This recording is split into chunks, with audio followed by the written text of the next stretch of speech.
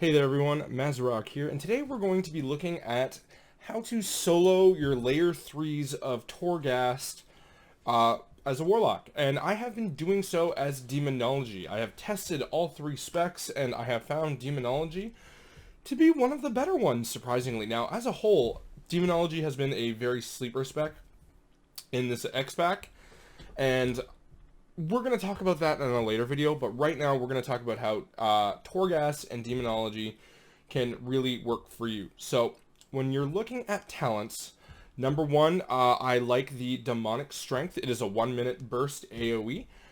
Super solid option with just a little bit of timing to work around. After that, you want Demonic Calling, Burning Rush, or Demon Skin, whichever one you want. If you want to take it a little bit slower in Torghast, Demon Skin would be your better option, better leech, better healing. But if you like kind of pushing your boundaries and putting it on a time limit, Burning Rush would be your option. On the 35 row, there's two that you can pick, although I have preferred Summon Vile Fiend. And the reason why is it gives you a much better burst single target, which for Torghast, it's all about that end boss. A lot of people are getting to the end boss and are crashing. That's kind of been the theme with Torghast, no matter how carefully you take it along the way. So burst single target and good sustain along the way is going to be the key to get you there, because you can control your trash packs pretty well by taking some time and kind of picking which ones you taunt over, which ones your pets attack, when to put on passive to bring them closer, things like that. Mortal Coil on the 40 row, honestly, a 20% heal on demand every I think it's 45 seconds to a minute is fantastic when you need it. Grimoire Felguard, just a straight go-to single target pick that is fantastic. And then Demonic Consumption, which bursts all of your tyrants and things like that. So those are the skills that I go through and I go in with Torghast. And it's been working well for me. I've been able to solo pretty much every layer 3 of Torghast there is, and it's just kind of all having to work with what you got. Now, for Anima Powers. Now, Anima Powers are the things that you get at the end of each floor. Don't be afraid to explore each floor, too. I see a lot of people that try and make this into a big race. I take the Diablo 3 map search approach to this, where I try and explore literally every nook and cranny, and I will usually find anywhere from an extra 2 to 4 Anima Powers on a floor pretty easily. And on top of that, because you're clearing the floor, you're getting more Phantasma. So one of the good Anima Powers to get early, but drops off much later in Torghast, is the Gather 25% more. If you can get that on the first or the second floor, it is a great Anima Power to have, but drops off significantly on floors 4 and 5, where you're just not going to get as much use out of it. Another good one to get early that I found was really good for my Warlock's survivability was every time you kill a Mawrat, you gain 2%, an extra 2% maximum health, stacking up to 100 times. Again, getting that on the first or second floor, super solid. Getting that on floor 4 or 5, very little use. So timing what powers you get is going to be a good critical thing, and just because it's epic does not mean it's good. There are some things to look out for. For example, there's an epic demonic circle one. I've never taken it. I don't like it. I've taken it once. I didn't like it. I didn't use it. I didn't use it because when I did use it, I didn't like it. So there's a lot of things to watch out for. And when you're picking an Anima Power, the thing to ask yourself is, how is this going to help me on the last boss? Without the Anima Powers, you should be able to get to the last boss by being a little bit careful, taking your time, and moving forward with what you need to. But is this going to help you on the last boss? So with Demonology, look at Haste and Mastery. There are a few haste procs that are really good. Extra, and there's it's a common one. It's stackable, but it is solid, and that is your summon pets deal 25% more damage. This one is amazing with your Felguard. Not so good on Affliction or Destruction, where your pet's damage is minimal. But with Demonology, your pet's damage is a large chunk of your damage, especially your Felguard. I run the Conduit Fel Commando for the extra 9%. Felguard damage from my main demon.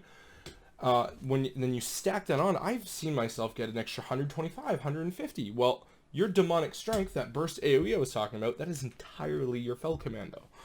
So that all stacks up. I have seen him just burst down a massive pack with that, and it's something that just works really, really well.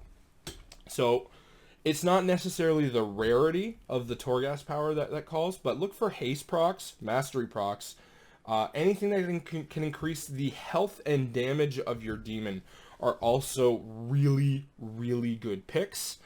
There is a fun one, but it is not great for the main boss. It's if you are a Necrolord, the Fleshcraft option, where it turns where you can Fleshcraft, and then it takes 200% of your absorb shield and turns it into a bomb at 200%. Really, really fun for packs. Not great for the endgame bosses. You're probably not going to use it. But there is another common one which can stack, which is as long as your Fleshcraft is active, you gain an intellect boost of 8%. Well, you do what we call a dirty Fleshcraft before the boss pull, and if you have that stacking multiple times, I had it stacked up to somewhere like 48% at one point. Intellect Buffalo was active. I'm telling you, I just straight up burned the boss at the end of that. Because I mean, I've done it as a blood DK. Tanks have a little bit of an easier time, but I find the Warlock powers aren't as super impactful. You still need to learn how to play your class and play it properly. There is a fun one if you have a healer. The Hand of Gul'dan no longer requires soul shards, but takes 10% of your health. If you have a healer with you, very, very fun to use. I have had imp implosions of 24 imps. Super, super fun. But it's just things to look out for. There's one where it summons an extra tyrant. That's a really, really good one to have when you and that can stack. Also the ones with the soul remnants. So there is one where your tyrant will last 100% longer, but it has a chance to eat one of your soul remnants. So this is where it's really important to really kind of explore everywhere and get those souls. Now, if you don't know what those souls do, is they add a stacking buff of 1% primary stat for each soul that you take. So, I mean, there is a power that gives you, I think it's 12 to 15 soul remnants, but you have a small chance of death. I've taken it multiple times, never died. So that's going to happen soon, I'm sure. But just adding that nice buff, I mean, a nice 15% intellect buff, just like that, is really, really solid. Intellect is your main stat right now.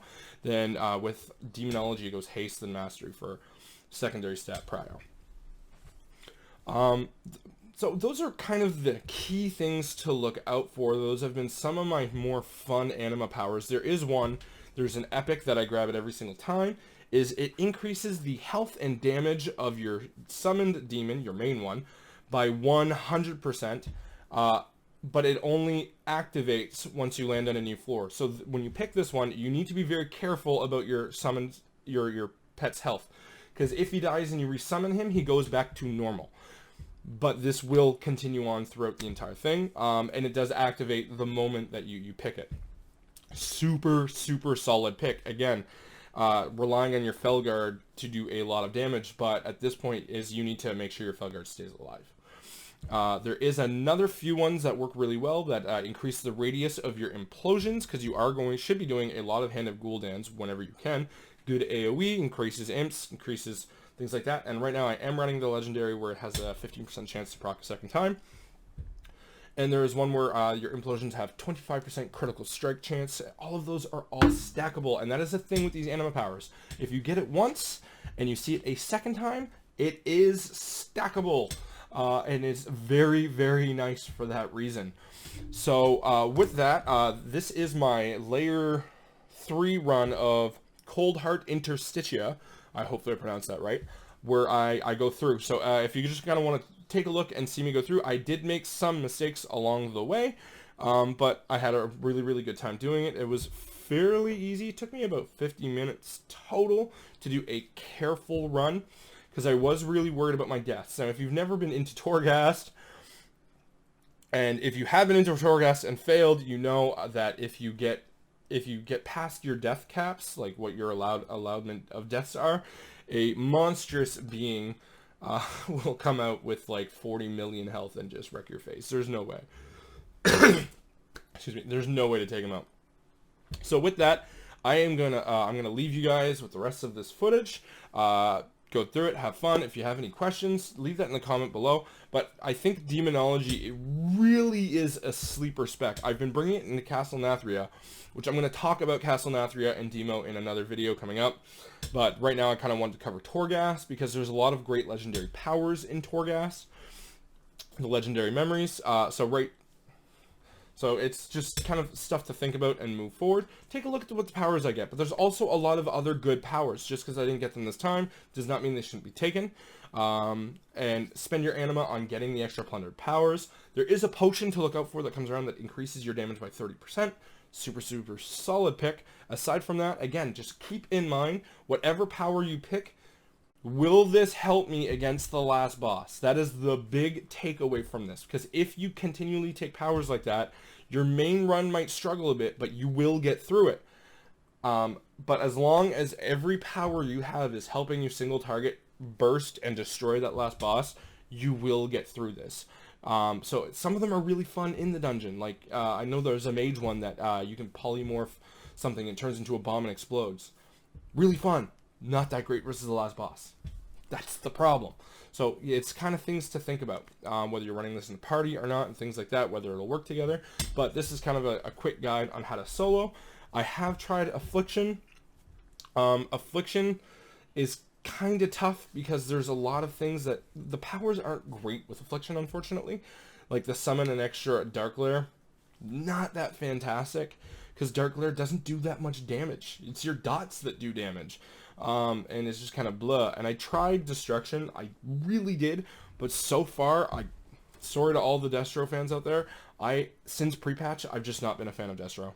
I hate the massive nerf to Chaos Bolt. Now, I know it just got 22%, but I think they should have kind of given a dual, a dual talent or an extra talent on that row where it had the same effect as it did in BFA, except at a lesser, like let's say 4% increase instead of like 8.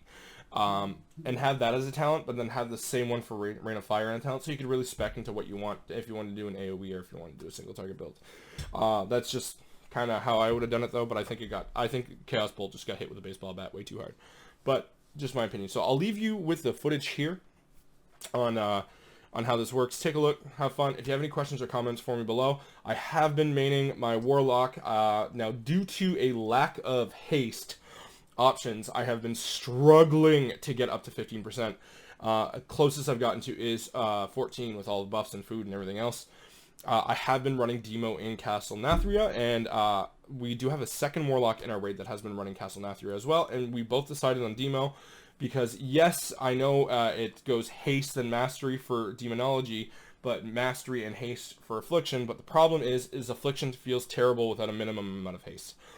You just can't dot things fast enough. Your GCDs won't allow it, and that hurts. And it hurts. It's just not been fun. And having a Malefic Rapture cast on a 1.5, 1.6 second cast instead of it being 1.1, 1.3 feels slow and feels terrible. So once I get my haste up a little bit, I will be running Affliction in Castle Nathria. But until then, and pretty much just maining it, until then, Demo has been a lot of fun. Do not knock it until you try it. I hated Demo in BFA. I really did. I played it for a grand total of 3 hours. Did not like it. I am absolutely in love with Demonology. I don't know what it is, the tuning or whatever they did with it. It's working really, really well. There are some cons to Demo in the open world. The Maw, if you get to the Stygian Abductors, not fun because most of your damage is your pets. The Stygians don't take your pets. They just take you. So has Seamus potions available. So that way you can just let them bring you up and you can just fall down. That has been my thing with the Maw.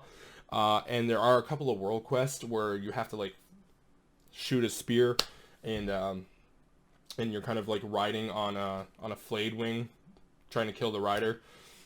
You can't do much damage as Demonology. It hurts a lot. Affliction or Destruction is your better option there. But aside from those weird little circumstances where your pets are taken out of the equation through world quests, Demonology has been a super fun spec to play. it is very mobile. So on Lady Enerva, we'll get to that later, but it allows you to do a lot more, kind of in the Beast Mastery side of things. Yes, you still need to stand still a lot, but you do have a lot of movement options available to you. It's just all about timing them right.